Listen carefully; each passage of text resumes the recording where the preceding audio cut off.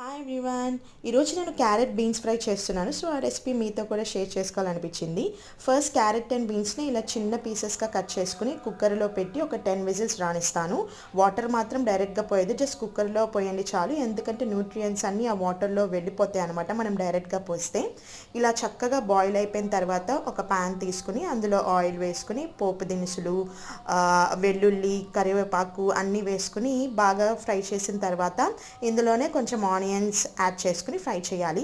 అవి కొంచెం ఫ్రై అయిన తర్వాత మనం బాయిల్ చేసి పెట్టుకున్న క్యారెట్ అండ్ బీన్స్ కూడా ఇందులో యాడ్ చేసేసుకోవాలి. కొంచెం ఒక 5 మినిట్స్ అలా ఫ్రై చేసుకున్న తర్వాత దీనికి ధనియా పౌడర్, జీరా పౌడర్, పసుపు, కారం, సాల్ట్ అన్నీ యాడ్ చేసుకుని ఇంకొక 5 to 10 మినిట్స్ నీట్గా ఫ్రై చేసుకోవాలి. అంతే, మన క్యారెట్ బీన్స్ ఫ్రై రెడీ అయిపోయింది. ఇది పిల్లలు కూడా చాలా ఇష్టంగా తింటారు.